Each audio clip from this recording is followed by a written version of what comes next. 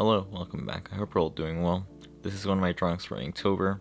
As you saw from the title, it is the first prompt, fish. I've decided to do Inktober weekly instead of doing it daily. I think doing it weekly will give me the best results for the drawing since I won't feel as rushed to finish things.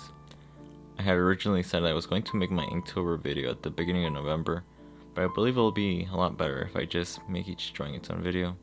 Unless that is that the drawings really don't take up much time. If that's the case, then yeah, I'll save the rest for early November. While the prompt is fish, I want to broaden things up a bit and take things in a direction I don't think many others took. I eventually thought to myself, maybe I should draw a head. Before that idea came to fruition, I had taken some photos of myself because I wanted to use it as a reference for some drawing. I didn't really have anything in mind for that drawing, so I just kind of used it for this. Drawing a head is something that's really still quite new to me. I don't really draw people. If you look at most of my works, it's mostly just landscapes. But I really wanted to go into an area I'm not really so familiar with, but I would also want to add aspects that I am comfortable with. After some sketching, I set on the idea of making the head to be this ocean cavern with an aquatic plant life, along with some shellfishes in the background. Before I got to that idea, I went through several sketches. I really wanted to incorporate a hook which would be connected to where the mouth or the ridge of the nose belongs, and then make the face in an abstract pattern.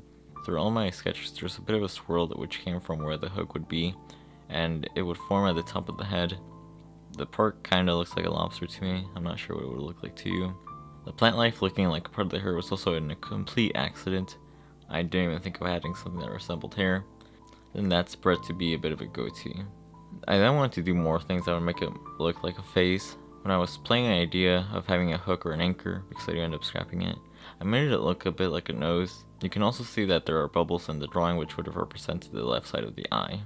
This drawing was made on a 6x9 paper, smaller than my usual 9x12, and because the paper is quite small, I had to use very fine pens. I mostly used a 0.05mm and a 0.1mm pen, but to make certain areas darker, I resolved it to a 0.3.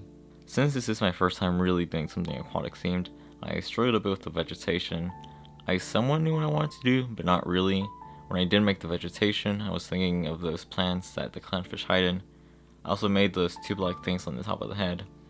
The idea of coral was also in my mind when I was making the plant life. I think I should have added way more plant life to it. So if you want to see more from me, follow me on Instagram at WrightsTrove. There will be a link in the description. Subscribe and ring the bell, and if you liked the video, leave a like. And I'll see you in the next one. Goodbye.